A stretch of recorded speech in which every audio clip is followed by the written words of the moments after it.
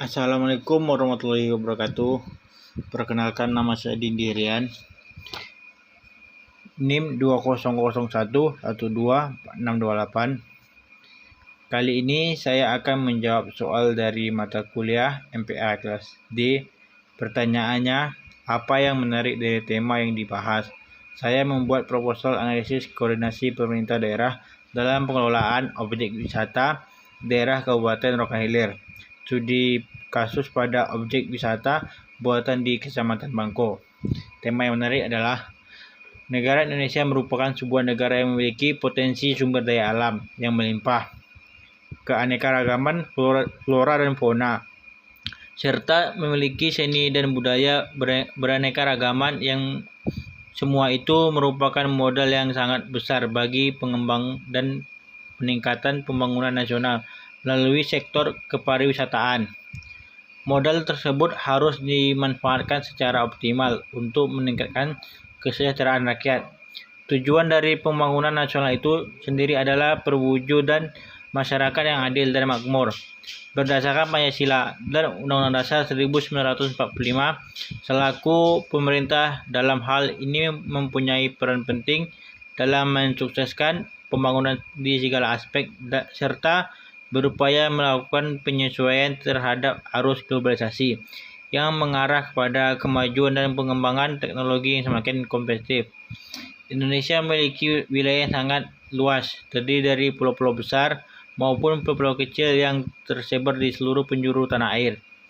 Setiap di Indonesia memiliki sumber daya alam yang melimpah, begitu pula dengan keanekaragaman budaya penduduknya.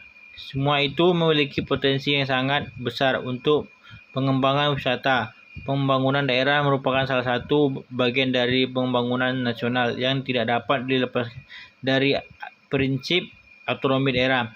Untuk mendukung penyelenggaraan otonomi daerah tersebut dibutuhkan kewarganegaraan yang luas, nyata dan bertanggung jawab di tiap-tiap daerah tersebut. Yang kedua, apa fenomena penelitiannya? Yang pertama itu kondisi partisipasi masyarakat. Ketidaksadaran masyarakat akan pentingnya kerjasama antara masyarakat dan pemerintah daerah di dalam menjaga keamanan aset negara dapat mengakibatkan kerusakan dan ketidakamanan barang milik negara yang sudah tersedia. Yang kedua, keterbatasan sarana dan prasarana. Keterbatasan sarana dan prasarana sangat mempengaruhi minat pengunjung untuk datang ke lokasi wisata buatan tersebut. Tidak tersedianya tempat istirahat, tempat makan dan minum bagi pengunjung menjadi faktor penghambat yang sangat sering menjadi apabila kita ingin berkunjung di suatu tempat wisata.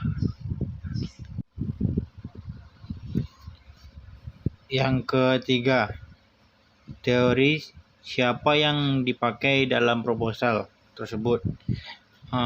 Teori yang dipakai yaitu teori Yeti. Terdapat 3 alasan mengapa dikembangkan pariwisata pada suatu daerah, baik secara lokal, regional maupun internasional. Pertama, yang disebut sebagai alasan utama sangat erat kaitannya dengan pembangunan perekonomian daerah atau negara tersebut. Alasan kedua, menurutnya ialah pengembangan pariwisata lebih banyak bersifat non-ekonomis, seperti memelihara adat istiadat, bangunan-bangunan kuno, kesenian daerah, serta membuat suasana yang nyaman, bersih dan aman.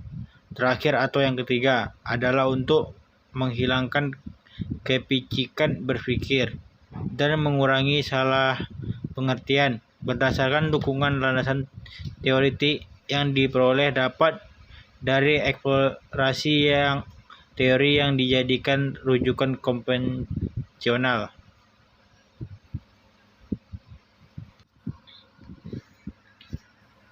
Yang keempat, metode apa yang digunakan? Pada penelitian ini, penulis menggunakan metode penelitian kualitatif. Kualitatif adalah metode penelitian yang cenderung bersifat deskriptif, naturalistik, dan berhubungan dengan sifat data.